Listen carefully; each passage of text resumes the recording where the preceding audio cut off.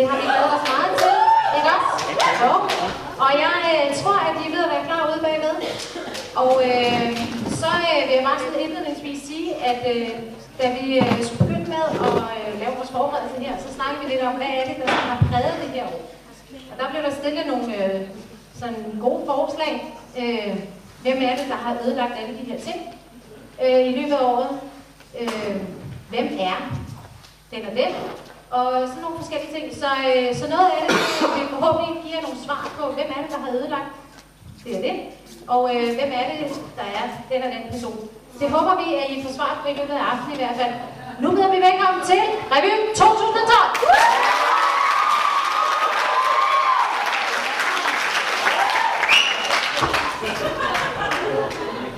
Jeg har skrevet en lille sang! Ja. Ja. Nå. Hun er ferie, eleverne hjemme. Derfor er det så vigtigt, man ikke må glemme at hæve på noget, der rykker.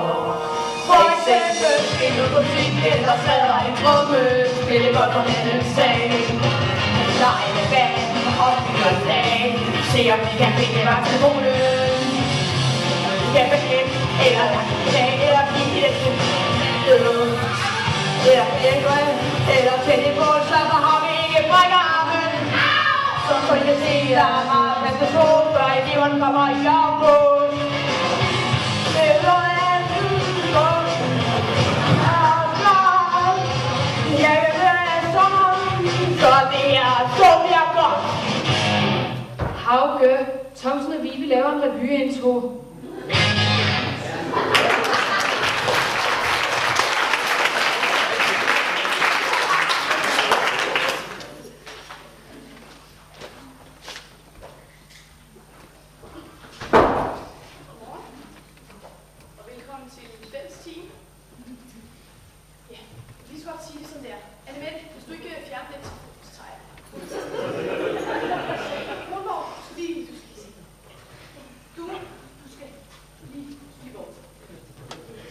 Godmorgen! Godmorgen! Ja, Freja, kan du gå hen og svare til Natalie og Maja? Ane, kan du Hoffmann? Og så Johan, gå her og op og hente Kim og Emil. Så kan de komme ned og få deres små hyggeopgaver.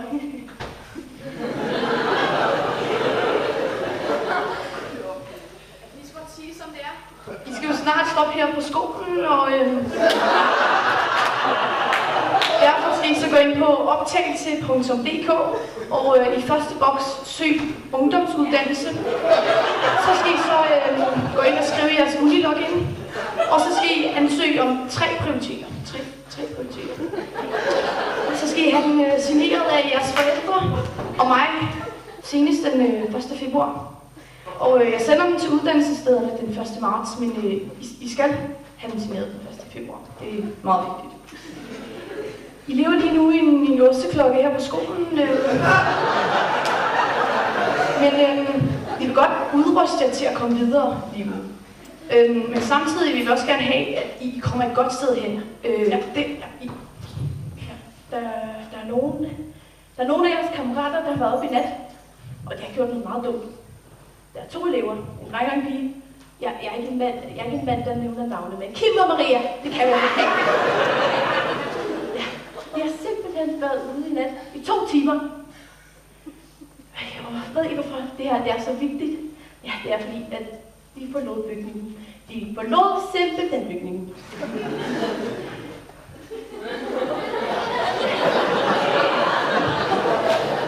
Vi er derfor blevet nødt til, i samarbejde med forældrene, at afbryde samarbejdet.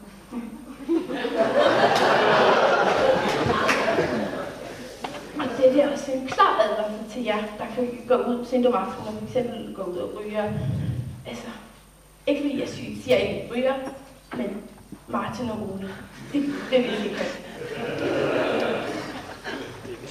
Ja, jeg vil godt holde en lille andagt, og jeg vil godt læse op fra salme 27, vers 1. Der står, Herren er mit lys og frelse. Hvem skal jeg da frygte? Herren er værn for mit liv. Hvem skal jeg være bange for? Og det her vers, det fortæller om, at der altid er noget større. Og der er altid en, der holder af en. Og så når I går til eksamen, så kan I huske på, at I kan være trygge. Ja. Nu har jeg lige en tanke til dagen. Dagens tanke har jeg valgt at kalde den.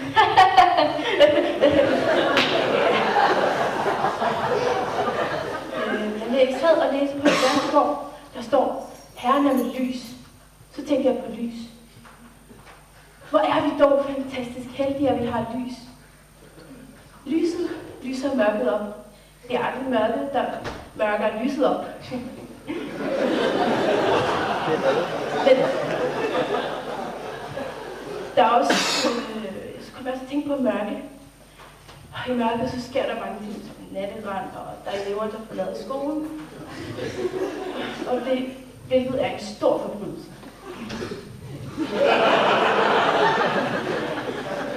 Det er også ting som kærestepar, som sker i mørket. Og det er ikke fordi, jeg siger ikke, at I ikke må blive kærester på skolen, men I må bare ikke sidde under samme tæppe. Der starter en proces i drengene. Der er nogle tanker, nogle følelser, og lige pludselig så får der lyst til at have sex med jer. Ja, og jeg ved udmærket godt, hvordan processen den udspiller sig, da jeg selv har været dreng. Så pas godt på mørket, venner. Ja. Så friskning om 5 minutter.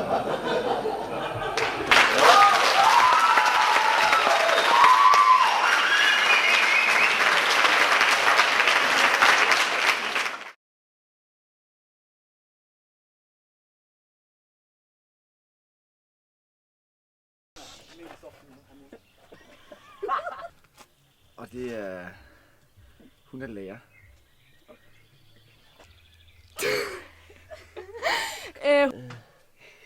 Jeg ved ikke, hvad betyder det er. Nej, det ved jeg ikke.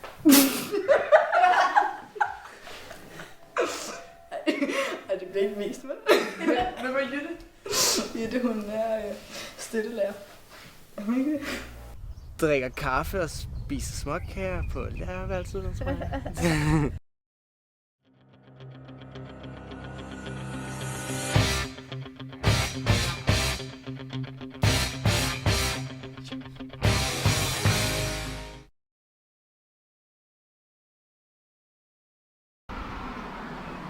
Det er min gamle engelsklærer. Nej. Hvad laver hun? Det ved jeg ikke, hvad. Går tur med hunden og klipper græs eller sådan noget. Jeg ved det ikke, hvad. Det ved jeg ikke. Det må man ikke sige. Det er for Kaj Andrea. Det ved jeg ikke. Det er Kirsten. Jeg vil mærke,